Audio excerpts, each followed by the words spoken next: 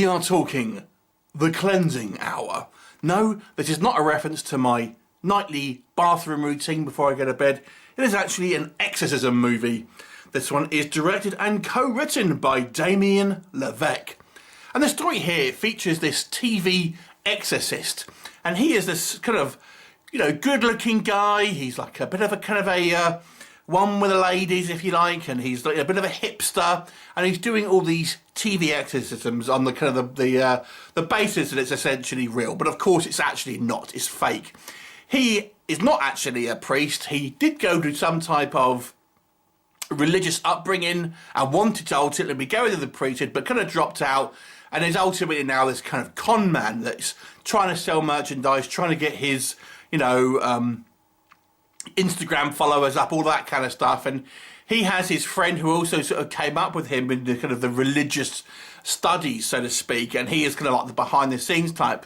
And one day they decide that they're gonna do this particular exorcism on screen, and the behind the scene guy's girlfriend acts as the kind of like the victim, so to speak. And it's all going to be staged and props and effects and things like that. However, there seems to be some type of demonic force that is really possessing this girl now, and obviously these guys have to maybe battle this demon for real, and this demon seems intent on making these guys ultimately confess all of their sins live to an internet audience. So that's your basic premise. So let's talk about what works. The standout thing for me, I think the effects work here is particularly good for obviously a relatively low budget movie. There's a mix between CGI and practical, but I actually think both are done pretty well. They use CGI somewhat sparingly, but I think this definitely works. But when we do see it, I've got to say, I thought it was to a pretty decent quality, I have to say, and quite interesting designs as well. And in regards to the kind of the practical effects, I think it's done to a fairly good standard, and not overdone in places, but they do have these kind of little subtle touches when someone's kind of possessed. They sort of seem to almost have like parts of their face expanded, things like that. I thought it was quite well done. I actually quite like our two central protagonists, these guys who are ultimately con men, so they are flawed characters, but nonetheless you still find them quite charming. And I think that's the whole idea of this movie, is that these guys, they are trying to pull the wool over people's eyes. They're not, straight shooters ultimately, but they have that charisma, and ultimately the audience likes them because of this. And I'm talking about this audience as well. I think they do come across as, even though they are somewhat kind of self-centered and everything, they still have a good screen presence and good charisma. And I've got to say, we've seen a lot of exorcism movies, and this one, although it ultimately still does follow a somewhat kind of standard plot when it boils down to it, the changes that it does make, having this thing kind of, these two fake exorcists to try and have to do it for real, and then in front of a kind of a live sort of TV audience, so to speak. Again, it maybe adds just a few maybe kind of new things to the kind of the tried and tested genre. There are actually quite a few bloody deaths in this movie, and some quite nice kind of practical gore and effects as well. I think the acting, for the most part, is pretty good. It sometimes is a little bit OTT, I would say, certainly for maybe some other characters.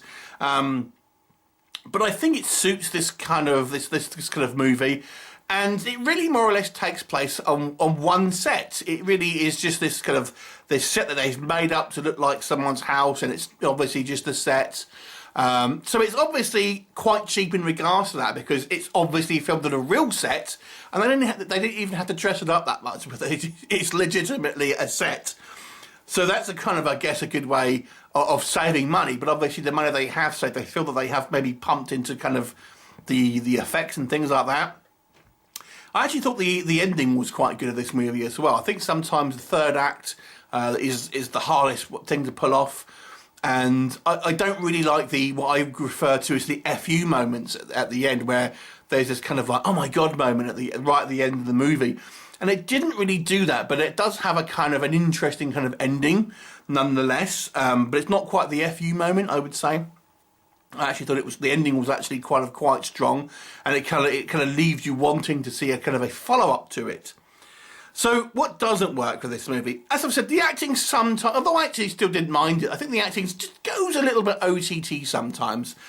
There are some kind of, we see some kind of characters that are watching the show around the world on phones and things like that.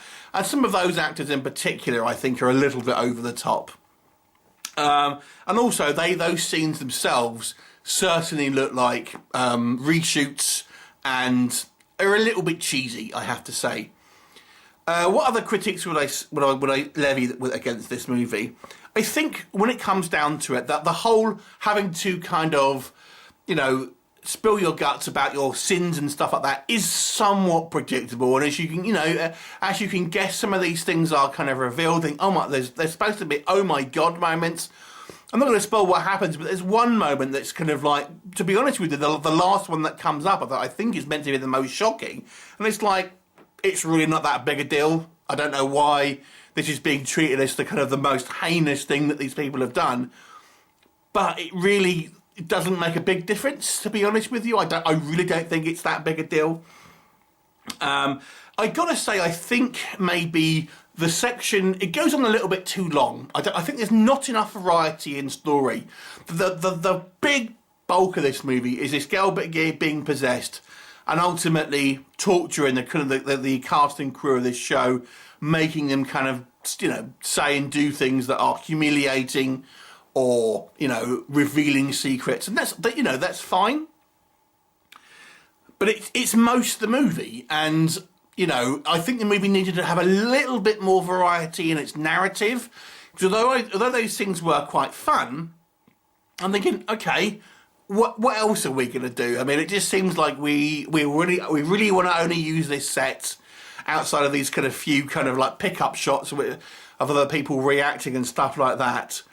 And I just think it kind of was spinning its wheels to some degree, and from what we see is good, but it needed to do something else with it as well. It's just going, okay, we're gonna reveal another secret, and then we're gonna reveal another secret. It's like, oh god, how many times do we do this? Oh no, there's another secret. It's like, oh Jesus, and you can kind of see it coming. So there's not really any type of surprises in that sort of section of the film.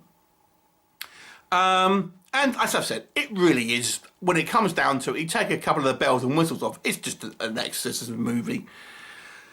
But I still kind of enjoyed it. I enjoyed the characters, I enjoyed the effects, and I do think it has maybe just enough kind of originality to make it kind of not seem exactly like everything you've seen before in regard to the exorcism movies that have come out before this.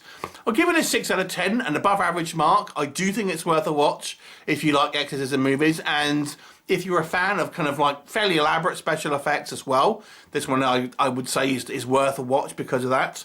6 out of 10, have you seen it? What did you think of it? Leave me a comment and I shall look forward to you next time. Bye for now.